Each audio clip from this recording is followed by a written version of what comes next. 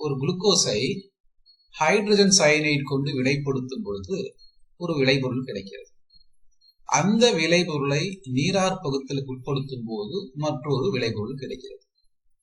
அந்த விளைபொருளை hydrogen cyanide சேர்த்து சூடுபடுத்தும் பொழுது ஏ என்ற சேர்மம் கிடைக்கிறது. ஏ என்னன்றதுதான் கேள்வி. அதற்கான ஆப்ஷன்ஸ்: ஏ எப்டனாயிக் அமிலம், 2 அயோடோ எக்ஸேன், ஹெப்டேன், எக்ஸனால். இதற்கான தீர்வு என்ன சொல்றாங்க? முதல்ல குளுக்கோஸ் மூலக்கூறு எடுத்துக்கிட்டோம், இதனுடன் ஹைட்ரஜன் சயனைடு சேர்க்கிறோம். ஆக என்ன வினை என்றால் சேர்க்கை வினை. செயற்கை வினை எங்க நடக்கும்னா கார்பனைல் தொகுதியில நடக்கும். இந்த இடத்துல கார்பனைல் தொகுதி எங்க இருக்குன்னு சொன்னா இதுதான் கார்பனைல் தொகுதி. இங்கதான் செயற்கை வினை நடக்கும். அவ்வாறு சேர்க்கும் பொழுது என்ன கிடைச்சிருக்கு?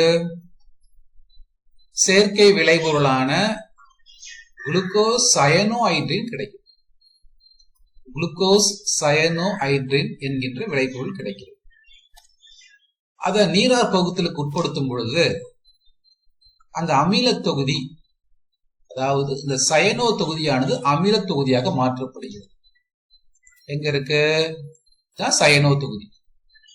சயனோ தொகுதி என்ன மாறப்போகுதுன்னா அமில தொகுதியாக மாறுவது. எதனாலன்னு சொன்னா ஹைட்ரோலிசிஸ்னால, நீரார் பகுத்தல்னால. அப்போ அந்த விளைபொருளை பாருங்க. இதுதான் அந்த நீரார் பகுத்தலுக்கு பின்பு கிடைத்த விளைபொருள். இந்த விளைபொருளுடைய பெயரை உங்களுக்கு சொல்லிக் கொடுக்க போறாரு. அது என்னன்னு சொன்னா 2வது கார்பன்ல OH இருக்கு, 3வது கார்பன்ல OH, 4வது கார்பன்ல OH, 5வது கார்பன்ல OH, 6வது கார்பன்ல OH, 7வது கார்பன்ல OH. அப்போ 2, 3, 4, 5, 6, 7 எக்ஸா ஹைட்ராக்சி எப்டனாயிக் அமிலம் என்ற பொருள் தான் கிடைச்சிருக்கு. சரி, இந்த பொருளுடன் ஹைட்ரஜன் அயோடைடு சேர்க்கிறோம், அதாவது ஒடுக்க வினை நடக்கும்.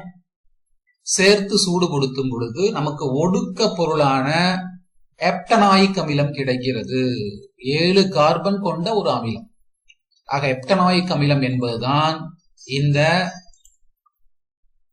கேள்வியினுடைய விடை. ஆக எப்டனாயிக் அமிலம் என்பதே இந்த கேள்வியினுடைய விடையாக இருக்கிறது. ஆக இந்த வினையை நல்லா பாருங்க. இந்த வினையை உற்று நோக்கி பார்த்து இந்த கேள்வி நல்லா உள்வாங்கி விடையளிக்கவும். ஆக மிக முக்கியமான கேள்வி. 2 முறை நீங்க பாத்தீங்கன்னா தான் உங்களுக்கு அது புரிய ஆரம்பிக்கும். தேங்க்ஸ் ஃபார் வாட்சிங் the video. Thank you very much.